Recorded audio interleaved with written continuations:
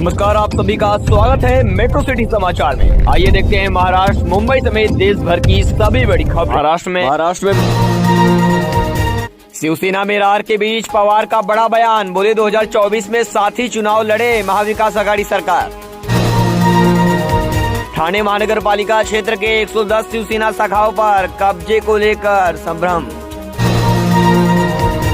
महाराष्ट्र में corona virus संक्रमण के 24 घंटे में 2500 से ज्यादा नए कोरोना के मामले आए सामने। हालांकि राहत की बात यह रही कि किसी मरीज की मौत नहीं हुई। राज्य के स्वास्थ्य विभाग ने यह जानकारी दी।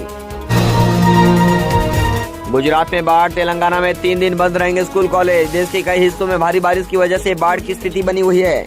गुजरात, महाराष्ट्र, तेलंगाना और कर्नाटक में मानसून पूरी तरह सक्रिय है। गुजरात में बारिश की वजह से निचले इलाके जलमग्न हो गए हैं। नूपुर शर्मा विवाद पर तेलंगाना सीएम केसीआर बोले, जस्टिस पारदीवाला और जस्टिस सूर्यकांत को मैं सैल्यूट करता हूं।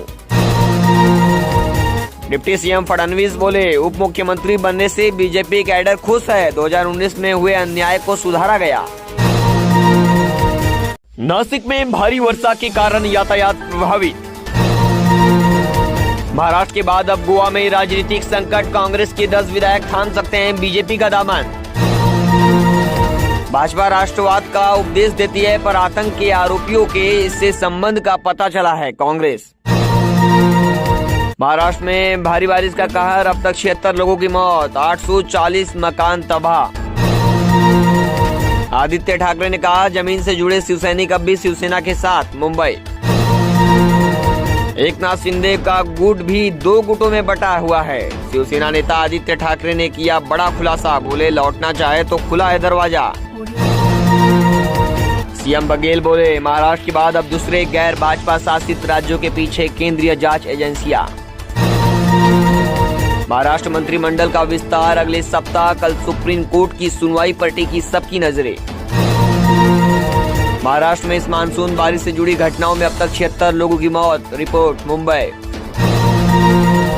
अमरनाथ हादसे में बदल गए मृतकों के शव, दिल्ली पहुंच गया महाराष्ट्र की महिला का पार्थिव शरीर। नूपुर शर्मा की डीपी लगाने पर कासगंज में बजरंग दल नेता को जान से मारने की धमकी, एफआईआर दर्ज। जल्द बहाल होगी अमरनाथ यात्रा, उपराज्यपाल मनोज सिन्हा ने घायल यात्रियों से की बात। मुंबई के 80 लोगों से 1 करोड़ से ज्यादा की ठगी, बिजली बिल जमा करने के बहाने लगाया चूना। हमारे गांव न केवल बदलाव ला सकते हैं बल्कि बदलाव का नेतृत्व भी कर सकते हैं, प्रधानमंत्री। वायुसेना प्रमुख वीआर चौधरी ने कहा, अग्निपथ योजना एयरफोर्स के लिए फायदेमंद, भविष्य को देखते हुए सही फैसला। जुहू बीच पर फैला कचरों का अंबार। मुंबई के जुहू बीच पर कचरों का अंबार फैला हुआ है। आपको बता दें, पिछले कुछ दिनों में हुई भारी बारिश के चलते समुद्र में हाई टाइड के दौरान प्लास्टिक का कचरा बीच पर फेंक दिया है। आपको बता दें, समुद्र में हाई टाइड आने की वजह से समुद्र ने सारा कचरा बीच पर लाकर फेंक दिया है। आपको बता दें, हम लोग जो कचरा समुद्र में डालते हैं वह समुद्र हाई टाइड के दौरान किनारों पर फेंक देता है। जितना भी कचरा, खासकर प्लास्टिक का कचरा, जहां पर भी इस शहर में फेंका जाता है वह गटर से बहकर आखिरकार समुद्र में ही आता है। ऐसे में जब बारिश के दौरान हाई टाइड आती है तो यह कचरा पूरा किनारे पर आता है। कूड़ा बीच पर आने से यहां आने वाले सैलानियों की परेशानी बढ़ गई है। आमतौर पर सैलानी यहां पर बैठने के लिए जाते हैं, लेकिन अब बीच पर कूड़े का साम्राज्य होने की वजह से यहां बैठ नहीं सकते। बीएमसी हाई टाइड कम होते ही कूड़ा उठाने की कोशिश करती है ताकि यहां आने वाले लोगों को परेशानी ना हो, लेकिन कचरे की भारी तादाद को देखते हुए बीएमसी का प्रयास सफल होता नहीं दिख रहा है।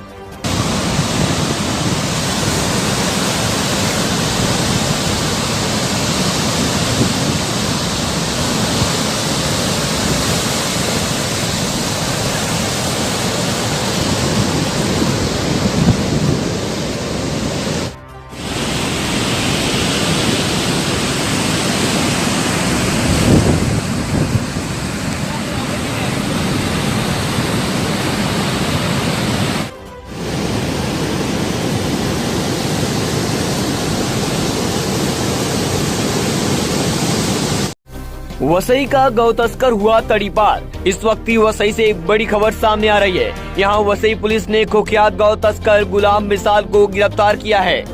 उस पर गौ तस्करी के कई मामले दर्ज हुए हैं। हर बार वह पुलिस को चकमा देकर भाग जाता था, मगर इस बार पुलिस ने उसे गिरफ्तार कर 5 जिलों से 2 साल के लिए तड़ीपार कर दिया गया। आप जो तस्वीरों में देख रहे हैं, ये वही गुलाम मिसाल है जिस पर वसई पुलिस स्टेशन में गौ तस्करी के 5 मामले दर्ज हैं।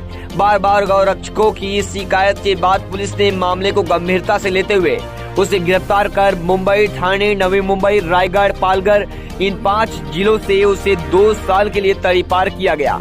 बता दें कि वसई विरार में इस तरह के कई गौ तस्कर हैं जिन पर पुलिस प्रशासन की ओर से कोई कार्रवाई नहीं हो रही है। वसई विरार के कई हिंदू संगठनों की मांग है कि इस तरह सभी गौ तस्करों पर कड़ी कार्रवाई होनी चाहिए। अजमेर में 90% घट गई रेस्टोरेंट्स की कमाई। होटलों की बुकिंग्स रद्द होने से बड़ा हुआ नुकसान। चिश्तियों के भड़काऊ बयान के बाद त्योहार पर भी सन्नाटा। अजमेर के खादिमों के भड़काऊ बयानों के बाद यहां ख्वाजा मोइनुद्दीन चिश्ती के दरगाह पर आने वाले लोगों की संख्या में भारी कमी देखी गई है। यहां तक कि त्योहार होने के बाद यहां सन्नाटा पसरा रहा। नूपुर शर्मा को लेकर दरगाह के 3 खादिम अब तक भड़काऊ बयान दे चुके हैं। उदयपुर में कन्हैया लाल का सिर कलम करने वाले जिहादियों से भी दरगाह के खातिमों के संबंध सामने आए हैं। यहाँ पहले अजमेर की इन सकरी गलियों में ख्वाजा मोइनुद्दीन चिश्ती के दरगाह पर आने वाले लोगों की भीड़ होती थी। अब लगातार नेगेटिव कारणों से सुर्खियों में रहने के बाद वो स्थिति नहीं है।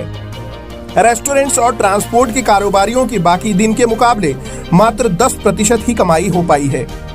इतना ही नहीं, होटलों के लिए किए गए एडवांस बुकिंग्स को भी लोग रद्द कर रहे हैं। खादिम एनुद्दीन चिश्ती का कहना है कि शहर की अर्थव्यवस्था उन 15 से 20 हजार लोगों पर टिकी है जो रोज यहां आते थे। दरगाह बाजार, दिल्ली गेट, डिग्गी बाजार और खादिम मोहल्ला, कम्मानी गेट, अंदर कोटे सहित लखन कोठारी के होटल और गेस्ट हाउस भी रोज बड़ा नुकसान उठा रहे हैं, क्योंकि दरगाह के नमाजी नहीं आ रहे हैं। बड़ी संख्या में हिंदू भी अजमेर शरीफ दरगाह पर आया करते थे, जिन्हें ख्वाजा मोइनुद्दीन चिश्ती के इतिहास के बारे में नहीं पता। इन इलाकों में एक एक घर ऐसे ही पर्यटकों से कमाता है। टाइम्स ऑफ इंडिया ने अपनी खबर में ये जानकारी दी है।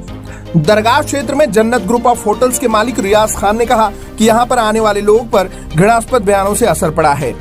उन्होंने कहा कि देश में जो भी होता है उसका अजमेर में बड़ा असर होता है। हालांकि उदयपुर की घटना के बाद से ही लोगों ने बुकिंग्स रद्द करने शुरू कर दिए थे। सोहन हलवा के लिए जाने वाले ख्वाजा गरीब नवाज स्वीट्स के मालिक शदब सिद्दीकी ने कहा कि कमाई 90% घट गई है। आपको बता दें कि अजमेर की ख्वाजा मोइनुद्दीन चिश्ती की दरगाह के खादिम गौहर चिश्ती ने कन्हैया लाल के हत्यारों मोहम्मद रियाज और मोहम्मद गौस से कनेक्शन सामने आए हैं। दोनों भागकर अजमेर ही जा रहे थे। नूपुर शर्मा गर्दन लाने वाले को अपना मकान देने का वादा करने वाला सलमान चिश्ती को भी गिरफ्तार किया गया था, जिसके बाद वायरल वीडियोस के आधार पर राजस्थान पुलिस ने उसे बचाने के आरोप लगे थे।